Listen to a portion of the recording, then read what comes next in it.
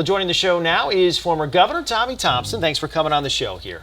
Well, it's my pleasure, and thank you so very much for having me. And as I understand, I'm your last interview before you retire. This is it, my last show here on Capital City Sunday. So I'm sad. I'm saddened by that. I'm happy that I'm your last one. Maybe I'll wait till afterwards to say whether or not. I wanted to end with a good one, and I knew you'd give it to me here. Now, you are a record holder for the most partial vetoes in state history, so obviously you know a lot about this. I do. First off, talk about the process that you They used to call me Veto. Veto Tommy Thompson. So, what was the process? Did you have a whole team scouring this thing? How did you get so creative with this partial veto? I went in with the idea, number one, if we're going to do vetoes, they got to end up being good for the taxpayer. Number two, if you're going to do it, you got to make sure that it's workable. Three, it's something that is badly needed by the state of Wisconsin. And four, it's going to be able to be helpful to improve the efficiency of government. So I went in with those four basic tenets before I did any veto. And I told the people in the Department of Administration who review the budget to come up with their ideas and suggestions, and they did. And then I would review them based upon those four principles. And once I did that, then I would decide whether or not I wanted to do it. And the more creative, sometimes it worked out the best. You mentioned creativity. Obviously, it could completely change the whole nature of the bill. Things that maybe weren't meant to be in there are in there. Governor Evers just did it, added a 400-year funding increase. Do you have a problem with being creative like that with this veto? No, I was the master of it, so I cannot criticize it now. The Constitution has changed it. You cannot change your words by moving one word, one letter to another word, like I was able to do when the Constitution was changed. I think that was a good constitutional change. But the governor made a veto that's for 400 years, which is pretty outstanding. Astounding, I guess would be the word. But it's really a Pyrrhic victory because there's no money associated with it. So it's really a property tax increase for 400 years because there's no state money after the first 2 years. So if the legislature doesn't appropriate money, the property taxpayer is going to get stuck. And I think there's going to be a lot of angst over that particular problem. You mentioned the power for partial vetoes has changed over the years. Right. Is it a power that should still exist? Should it be further refined, or should you just leave it as is? No, I think it should be. I really think the President of the United States should do it. Can you imagine those big bills that the President gets, and he doesn't have any item vetoes whatsoever? And the President could do so much better if he was able to veto out some of this stuff that's really not good for the taxpayers or for the country. But he has to sign it all or veto it all. And therefore, he signs a lot of stuff that probably should not be brought into law and probably should not be in the Constitution or in the statute books.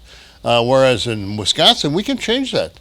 The governor has got the power, and most governors have used it. Every governor that I've known has been able to use it. I probably used it more, as you said, I've got the record.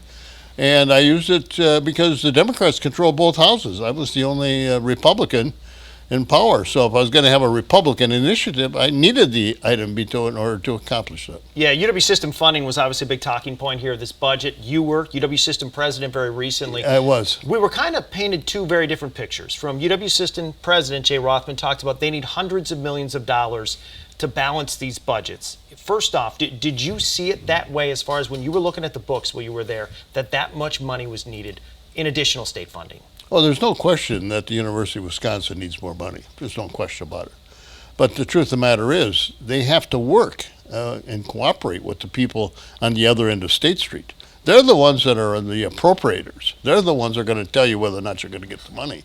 And when you look at this budget, the governor cut the university by over $100 million before he introduced his budget. So going in, it's obvious that the university has some problems because the governor and his board of regents, they did not always agree, and he already reduced it by $100 million.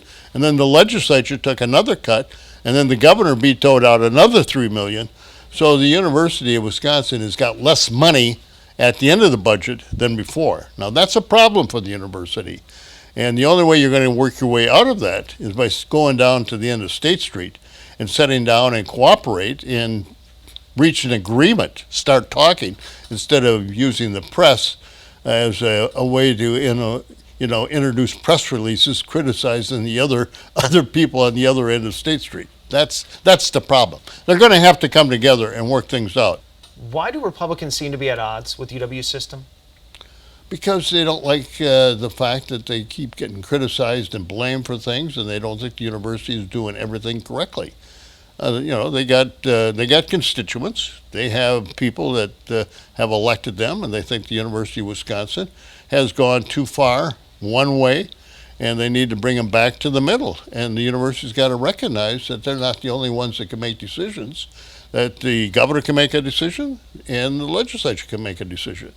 And it's about time that they recognize that and go down at the end of State Street and sit down and have coffee with the leadership and the other members of the legislature and say, how do we get along? How do we make accommodations? And where are we going wrong that you do not believe we are? And I think that's necessary if we're going to be able to get the necessary funding for the university. And of course, I'm a big fan of the engineering school. And I still think we can get the engineering school if they really sit down and start talking and appreciating and start cooperating. And I think that's possible. I've talked to both sides, and both sides are willing to do it, but they've got to do it, and they've got to do it instead of just sending the poison press releases out, criticizing and sort of making light of the other side. The other side has got a position, and they've got to be heard. Diversity, equity, and inclusion was obviously one of the big sticking points here in this latest budget. Obviously, the Republicans said that they thought it was divisive and politicizing campuses in the UW system. Do you see it that way? You can make an argument for it, but the truth of the matter is the Supreme Court, U.S. Supreme Court, has just ruled now affirmative action is unconstitutional, and that's part of diversity, equity, and inclusion. And there has to be now, do we need 188 positions? I don't know. I don't see any justification from the university at this point in time that 188 positions in diversity, equity, and inclusion is necessary. Maybe it is, but I haven't seen the arguments. I haven't seen the rationale, and that's what needs to be done. You just can't say, we need it, and not say why, and support it with facts and figures, and they haven't been able to do that. And so talking, making your arguments sound, and putting some performance in, you're going to make it go a long way. And the Republicans want performance. And when you look at the number of individuals who are minorities on the campus, it's not very, very successful. And there hasn't been that many that have graduated. And so maybe there's another way to do it, and they need to explore that. And I don't think they're willing to do it yet. Now maybe they will. Former Governor Tommy Thompson, I want to thank you so much for the time here. My pleasure.